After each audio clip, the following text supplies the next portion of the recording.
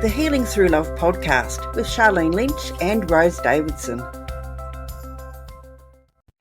Erin Parsley shares her healing journey from being traumatised by childhood-filled emotion, verbal and sexual abuse to thriving in a state of self-love and self-actualisation. And this was a long time before the Me Too movement became more popular in the public consciousness. So it was before the Me Too movement. So I essentially was doing my own Me Too movement. And again, this was way back before this conversation was acceptable in public. So it took a ton of courage for me to be able to stand up for myself and speak about it finally and make this very public stand against what had happened to me. Absolutely. And from what I can hear is that it started with that level of intention. So for listeners, what are you setting as your intention? What could that look like? And then I heard you say the words that you rescued yourself. And so sometimes we need to rescue ourselves. We need to start with that level of intention. And then we need to, be our own hand that helps us move forward. And then I heard you say, take back your power. And how can... The Healing Through Love podcast with Sharlene Lynch and Rose Davidson. The Healing Through Love podcast with host Sharlene Lynch and Rose Davidson would love to acknowledge Global Glamping Charities Incorporated for generously supporting this podcast. Global Glamping Charities, solving homelessness in all of its forms. Reach out to them at globalglamping.org. Welcome to another episode of Healing Through Love. Each week, we share ideas, experiences, and resources to increase the awareness of domestic and family violence and to empower survivors to grow and thrive. We talk with experts who share their advice, or with people who have experienced abuse, no matter where they are on their journey. This is all about healing through love. And now, here are your hosts, Sharlene Lynch and Rose Davidson.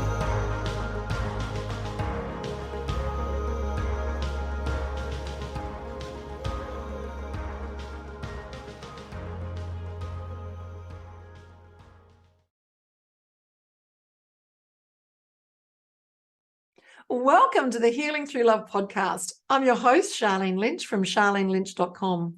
Healing Through Love is a social enterprise whose vision is to shift awareness on domestic and family violence within the community and support victims and survivors.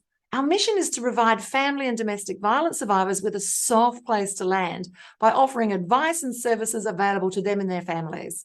We interview expert authorities in and around their stories, how they've got to where they are, whether it is that they're a healer or they've themselves experienced domestic abuse. No matter where you are on your healing journey, welcome to the podcast. Now, I want to thank our sponsors, Global Glamping Charities, say that quickly, for their valued support. Their primary purpose is to solve homelessness in all its forms. This includes people facing real potential of economic homelessness from the gap between real wages and the cost of living, and this affects by natural disasters and women who are fleeing from domestic violence. So we are proud to be sponsored by Global Glamping Charities. Now today we've got a very special guest all the way from the other side of the planet, and it's Erin Parsley. I just love her last name. It's one of my favorite herbs. She's the founder of Steps of Love, and she's going to dive in deep to explain what that looks like. She's an award-winning professional dance choreographer and dancer, and she's an educator in and around embodiment coach. So I really want to find out more about what this is. Erin, hello and welcome. Hi, so happy to be here with you, Sharlene, and all of our listeners. So thank you for having me. I'm super excited to share today. Lovely. What time of the day is it for you? Oh, afternoon. Let's see, just coming up on 4 p.m. So. Oh, I love it. Isn't it? It's brought us closer together. We can connect all over the world. I love it. So now you've got a fascinating story about how you've got to this end result where you're helping people really love their bodies, and you have some amazing offerings. But can you please, if you don't mind, Erin, if you're okay, just take us through a little bit of your journey, because I find it absolutely fascinating. Absolutely. I would love to share and share about where I've been and this journey to get to where I am today, because it's been quite a roller coaster. So I had a very difficult childhood. Unfortunately, it was pretty much just all filled with abuse. It did not set the stage for a secure and healthy connection to life or to myself. I've battled lots and lots of anxiety, lots of emotional trauma that I have had to overcome. So as a teenager, I was subject to years of emotional manipulation and sexual molestation by my dance mentor. So just to back up a moment, I knew from the time I was 3 years old that I wanted to be a professional ballerina. People ask me, how did you decide to dance? And I'm like, I didn't ever decide. I literally was born to dance. There was no other option. I just knew. So by the time I was 9 years old, I was on a professional ballet training path. And I think you know, Sharlene, because you shared that you had ballet training also. If you want to be a professional as a ballerina, you basically have to give up your entire life to accomplish that. It's an extreme sport that is also an art. So we are extreme athletes that make it look super easy, and and express ourselves through that also. And that's where the art comes in. So it's intense, but that's what I was here to do. I just knew it. So I had been training basically 5 to then 6 days a week, starting from the time I was 9 years old. And that's all I wanted to do. Single pointed focus was become a ballerina. And I was willing to give up everything in my life in order to accomplish that dream. So the mentor I had, who was an amazing teacher, very, very talented, very good choreographer, very well respected in the ballet world and in the studios that I was a part of learning to dance. He took advantage of me for many, many years. And it was the first relationship of any sort that I ever had in terms of beyond, my family or just like friends, right? So unfortunately, I feel like he stole my innocence. And yet that's not true. I am still innocent to this day. And this is what I've discovered. However, he did take away my opportunity to come to romantic and sexual relationship naturally that I would have chosen as a child, right? So he took advantage of my trust for him and that power dynamic, that imbalance of him being the teacher and me being the student. He also was like a surrogate father to me because I also had a really challenging relationship with my father, who had a lot of rage, and I was very afraid of him growing up, honestly. So really, like, unfortunately, my entire childhood was really filled with abuse, and it was a big deal. It was really, really, really confusing. By the time I was in my 20s, like my 20s were awful. Like I just didn't know what to do with myself. And I really didn't have support. I didn't have community support, family support. I was all on my own dealing with what had happened to me with all this abuse. And so, yes, I had very low self-esteem. I felt really disassociated from my desires, what I wanted in life, really from like my self-value and my worth. I didn't feel good about myself. I was really numbed out in order to just deal with all of the pain. I couldn't speak up for myself.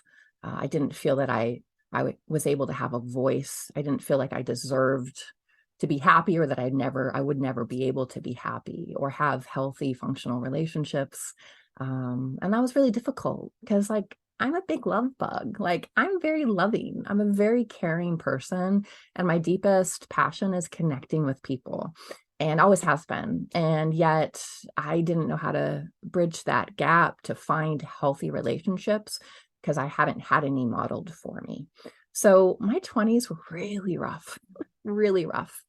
In addition to beyond just this one teacher, also the whole ballet world, unfortunately, was giving me extremely negative messages about myself and my own body, telling me that I was fat, that I didn't have the right body type.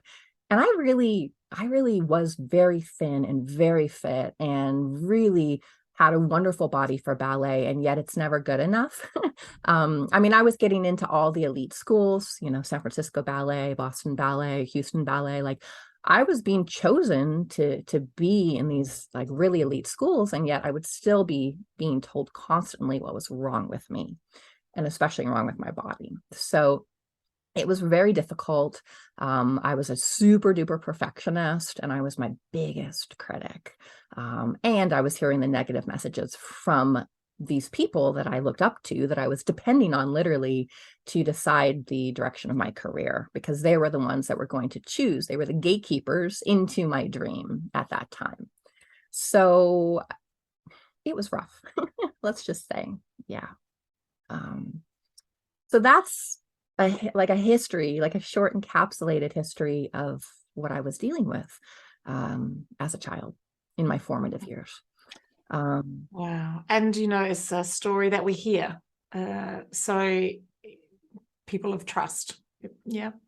So, how did you transition to the dynamic human being that you are now, living in a space of love, healed yourself, and now a healer of others, offering these beautiful processes in and around, body embodiment. And also, I'm especially fascinated about the work that you do on relationships and sex as well. So, because that's obviously, from that damaged past, now you've come through and now you're actually making a difference for others. So I'd love to know what the transition piece was for you, how you managed to move forward. Yes, thank you for asking that. So it's been a process. I'm in my 40s now, so we're talking 20 years. It's taken time, and it's taken a lot of intention. Like, I just knew, I was like, even though I feel like I'm like damaged in a way, like emotionally just so traumatized, I still knew within myself, thank goodness, that I had this beautiful core, and that I was, oh my gosh, I'm going to get a little teary-eyed right now. Thank you. That I had this beautiful essence of me that had nothing to do with what had happened to me. And I was going to save her. I was like, I'm going to save you because I know you're in there. And I knew that I wasn't going to accept living the rest of my life feeling damaged. That just was not the possibility for me. So I made a really tough choice that felt scary, but I was just like, I'm going to save this beautiful essence of who Erin has always been, and find her and connect to her and live for her and make choices for her. So in, let's see, 2008, when I was, how old was I? I guess 32 at the time. I found out that the teacher that had abused me had opened his own dance studio, and I got extremely worried. Before, he had just been like a guest teacher at different studios.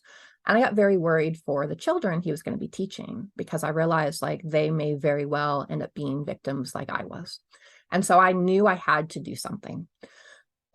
So I filed a police report in California. Luckily, the statute of limitations, there wasn't a statute of limitations on the time from the time the abuse had happened. The only statute of limitations was from the moment you file a police report, you have 1 year to actually press charges and do something about it. So I filed a police report in February 2008. And the investigator, God bless his soul, I was very, very lucky. Stan Dutzman was his name, my angel, took my case. He believed in me, and he said, I'm going to do everything possible to gather the kind of evidence we need to be able to press charges against this man, so that together we can really help make it a reality that he can't harm other dancers like you. So we ended up going through a 2-year legal process, and went to court, and I went to trial. I'm sorry, I actually didn't have to go to trial because I had a really amazing DA that was assigned to me, who was my other angel. And she fought for my case also. And so I did go to court, and I had to, put my case out there, and had to do a victim impact statement, like just all these things. Like, it was really intense. For 2 years, this process went on. And I was having a lot of, I had to face him for the first time since seeing, my abuser like 10 years earlier it had been. And I ended up seeing him and talking to him and having to interact with him. And it was hard, but I was determined to do this. So 2-year legal process, we went to court, and he ended up doing a plea bargain and being convicted as a sex offender with 3 counts of felonies of molestation against a minor. And he was convicted. So being able to speak my truth, and there was a lot of backlash too, because there was a lot of people in his community that trusted him, believed in him, all the students and parents that hadn't experienced that side of him, but looked up to him as this like amazing figure. Like, we're saying all these terrible things about me on the internet. This was like way back before like Facebook and everything, but still, like when the news came out in the local newspaper, there was comments underneath, and there was hundreds of comments of people saying all these terrible things about me. And yet it didn't faze me because I knew the truth. And I just really was like, I know the truth, and I know that what I'm doing is both for myself and my healing, and saving myself, and also saving his future victims. So I forged ahead, and went through this whole process, and even like I called the local newspapers and the local television stations all myself, and they showed up at court, because I wanted as many people to know as possible so that they wouldn't be victimized by him. Oh, so public powerful. space. Yeah. So powerful. And this was a long time before the Me Too movement became more popular in the public consciousness. So it was before the Me Too movement. So I essentially was doing my own Me Too movement. And again, this was way back before this conversation was acceptable in public. So it took a ton of courage for me to be able to stand up for myself and speak about it finally, and make this very public stand against what had happened to me. Absolutely. And from what I can hear is that it started with that level of intention. So for listeners, what are you setting as your intention? What could that look like? And then I heard you say the words that you rescued yourself. And so sometimes we need to rescue ourselves. We need to start with that level of intention, and then we need to, be our own hand that helps us move forward. And then I heard you say, take back your power. And how can we, listeners, take back our power? Is it confronting our abusers? Is it forgiving them and moving forward? Whatever it looks like for you, how can you take your power back so that you can stand in your own level of authority? I love what you've done. I love what you've done for the community. And, you've taken the hard knocks so that other people don't have to. And you've protected the children that are in his proximity. So you've taken all of that, and now you work to make a difference for other people and how they see their bodies, and literally healing through the body. So can you maybe talk a little bit about how you take all of these pieces of the puzzle and put it together to create a beautiful program that helps people heal basically from the inside out? Thank you so much. I love hearing your reflections. It's just, it makes me feel very seen. Thank you. So I just want to say also that not all of us have the opportunity to do what I did, which is make it public, which is be able to go to court, which, unfortunately, a lot of cases never see the light of day. So I want to presence that. It was through my tenacity. I do take credit for what happened. I definitely take credit.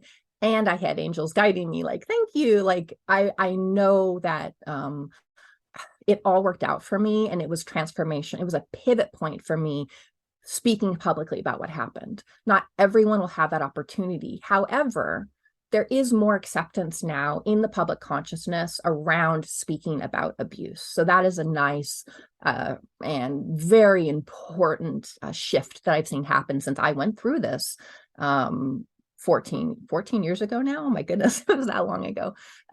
So that's the great thing. And I think it is important, if you feel called, to make your experience public.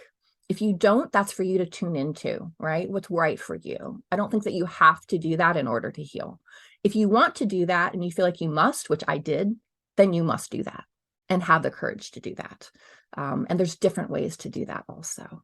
It doesn't have to be through the legal system, which may not be possible for you, but it can be through sharing your voice in different forms. So there are I got involved in the 1 Billion Rising movement.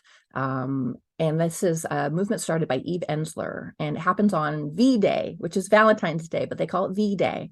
And it's a global worldwide movement to raise awareness specifically around violence against women and girls, which I identify as, so I was a part of it. And this is a wonderful movement for anyone that's suffered abuse to get involved with. And you can share your story and find other people around the world that come together on V-Day to raise awareness and speak about that we need to end violence, domestic violence. So I actually ended up becoming a leader in that movement. This is when I still lived up in Canada, actually. And I led groups of people in the theater through movement together. So I choreographed a dance, and the entire auditorium of people, and then myself leading them, dance together to take a stand against violence. And then I also shared, it's beautiful. There's actually videos on my YouTube channel. You can go see that experience. It's like really, when I watch it still to this day, I still cry. I was like, oh my God, it's amazing. Like hundreds of people, maybe thousands, I don't remember how many, like all dancing together. I also gave a speech that day from stage, sharing my entire experience, actually. So that was really powerful for me too. That was the first time, other than in court, that I had really spoken about like the whole experience. So there's different ways to get involved with sharing your story. So I just want to say that. That is Now, so beautiful.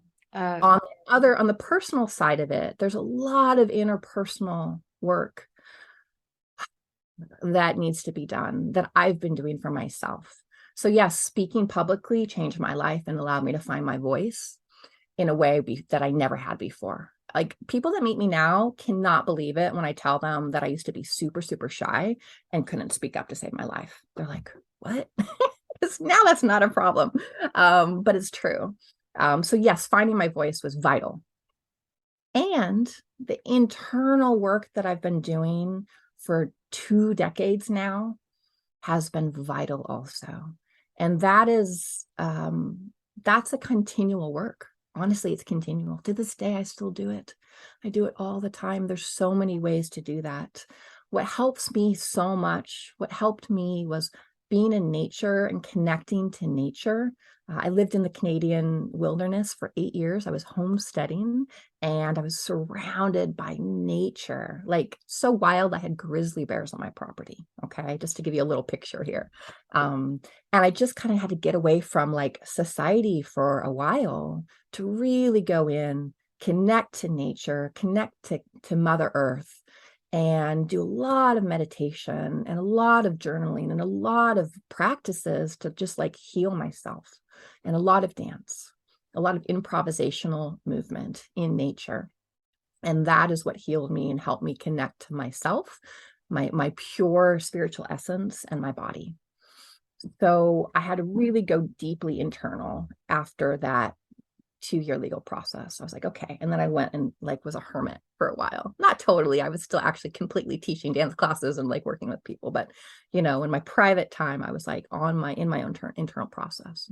So I've developed so many tools, so many practices, so many things that have helped me heal my emotional body and my spiritual body and my connection to my physical body. And dance has been a vital part of that. For me, reclaiming movement, reclaiming dance from the abusers, from the toxic ballet world, from the world of dance, which I say can be very toxic, but reclaiming the pure essence of dance, that pure love I have for movement in my own way is what really healed myself. It's what healed me, because dance is my first love. You know, also what brought me abuse, and the pure act of dancing is amazing, right? So letting go of the world of dance and what had happened to me because of other people, and to be clear, it's other people that are doing this, right? It's other unhealed people with their own toxicity that are doing that. You know, that's the people that abuse are people that are deeply wounded themselves. I find dance very powerful. I find that it is a way for us to reconnect with our inner power. And yeah, so I'd love you to explain a little bit more, if you can, just briefly, the programs that you have on offer that our listeners can even buy into today, because we've got an offer for you that's greatly reduced, and we've also got some freebies as well. Could you maybe share with us that? And the team will share the links in the description and also in the comments below. Absolutely. Yeah. So this is my business now, is Steps to Love. And it's all about stepping into love and connection to yourself and then to others. Because to have those really beautiful, functional, fulfilling, deeply intimate relationships with other people that are in our lives, we must first experience that with our own selves. It starts with us. We can't find it through others. We find it through our own connection to ourselves. And then there's more skills to learn to connect to others, yes, but it must start from that foundation of love with ourselves. So Steps to Love. So I guide people, all gender orientations, any expression. I'm very committed to being an inclusive company. I love to work with any size, race, gender expression, sexual orientation. It's all about accepting who you are. So I just want to presence that. So it's all, I help you to connect to yourself, your inner, internal, beautiful essence, your essence, which is untouched by any abuse you may have experienced. That took me a long time to realize that. And when I did, I just kept like tuning into that truth. Like within me, there's this untapped, untouched well of goodness that cannot be affected by what's happened to me. So tuning into that essence of who you are underneath your life experiences is really powerful. And doing a lot of work, I do a lot of work with my inner child too. So this has been really powerful for me, really powerful, because this is what I realized, Sharlene, is that I had saved my adult Erin by going through the process of speaking out against my abuser and going to court. Like now as the adult Erin, I'm like, yay, I have a voice. I can speak up for myself. I feel good about myself. But what I realized is that my little inner child Erin, who had actually been the one suffering all the abuse, she still was left behind. She didn't feel like she was really taken care of. So I needed to look at that. And this has just been work I've been starting to really focus on in the last few years, actually, and start to do a lot of deep internal work with my inner child, Erin Elizabeth, I call her, and getting to know who she is and what she needs, and basically reparenting her. So this is really important, and it's a really big missing piece for a lot of healing work. If we don't go back and bring our little inner child, who was the one that suffered and was confused about what the heck was happening to them in their life, like if we don't bring them into our present experience, we will never fully free ourselves from emotional trauma and move forward into the dream life that we see for ourselves and the dream relationships that we want to have with those around us, because we still have a very wounded, scared inner child within us. So this is important work that I also do. So it's very multifaceted. It's hard to explain exactly the work I do, it's really in the moment. I've really come to know that I'm deeply intuitive and I know exactly how to help people in the moment. So every session I have with clients is always different. But really the essence of it is about embodiment practices, guiding you through breath work and different ways to just feel the sensations of your body, because we're so taught to be disconnected from our bodies in our culture, right? And we're taught to use our minds to guide our lives. And this is the absolute wrong approach. We need to feel what's going on with our bodies because our body keeps the score, as that book title says. I've done a lot of studying and reading around all of this also, lots and lots of reading. So the body keeps the score, and yet our body is our only true home. If you think about it, it's the only place we live in our lifetime. We always have our body. We always have our body with us, no matter where we move. I've moved around a lot in my life, but I always have me. This is my home. So if we're not comfortable in our own home, we'll never feel comfortable in the world, right?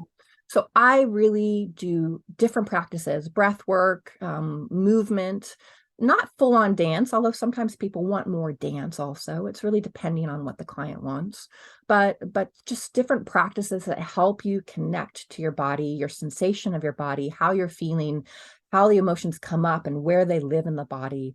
And then mindfulness practices to really actually ironically get out of the mind and get into the sensation of the body to really learn how it feels to have different emotions, right? Because as victims of abuse, we can really divorce ourselves from our emotions because they're too painful to feel. So and even our body, we can divorce ourselves from our body because totally. this is where the abuse happened, and where it happened, and that's where the feelings live. Our physical body is what's holding all these experiences and memories for us.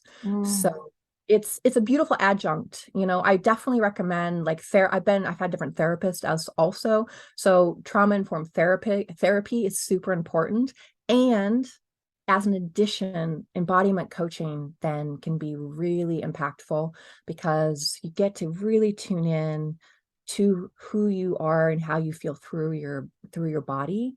And like I said, that inner child that lives within you, really learning to connect to them is just, it's just so healing, so powerful. It's like, I let her be a partner in my life now. And it's really directing me. It's helping me to learn what's good for me by honoring her feelings and her needs and her fears and all her sensations. By honoring her, I'm able to really take good care of her and know much better, like, is this person good for me? Do I feel good in this situation? Do I want to do this thing? How do I feel now? So it's this beautiful partnership that makes me feel really safe. Both my adult Erin and my little Erin. We feel really safe now because we have each other. I love it. I love it. You'll never be alone because you've always got your child self with you. I love it. It's been a wonderful half an hour. It doesn't even feel like a half an hour. I think I could talk to you all day, Erin. It's been a beautiful experience. And we've got Erin's links here so that you can dive in. And she's got an amazing offer for the listeners. So click the link and have a look. And we've also got a freebie as well, which is a meditation. Is that right? Yeah. So sorry, I didn't even quite mention it. So I'm offering a single embodiment session at a third of the price that I normally offer it for. Yep. Just for Healing Through Love listeners. So if you go to the link that we're going to put below, you will be able to click right onto the special offer page that's just for you. So that brings the price all the way down to $100 from $295. And then I also offer a guided embodiment meditation, which is a video that you can watch, you can listen to. It's me guiding you through an embodiment meditation so you can learn how to connect into yourself, calm your nervous system, and really tune in with being present in your body as a true home. right? I love And it. that's totally free. You just sign up and stay connected to me via email. And I like to send emails. So I don't like bombard you with emails, but when I get inspired, like I'll send out a little story, of what's going on with me, because I do a lot of interesting things in my life. Now I also live in Mexico. I became a legal resident of Mexico also. So I do a lot of cool adventures. I like to share stories about all the new neat things that I'm doing in my life now that I trust myself, right? That's the difference. So anyways, you can go there and sign up for my email list and receive that guided embodiment meditation also. So it would just be my pleasure to connect with you. You can also find me on Instagram and just send me a DM. I really, truly care about your healing. And I really, really know that you can overcome the sense of being damaged, because I have. And that it's a process, but if you're committed to just loving yourself up, you'll get there. You can do it. I've done it. Setting that intention, rescuing yourself, and then stepping into your power. I love it. It's been a privilege and a pleasure, Erin. It's a goodbye from us, and thank you for tuning in to Healing Through Love. Bye for now. Bye. Thank you for joining us for this episode of Healing Through Love.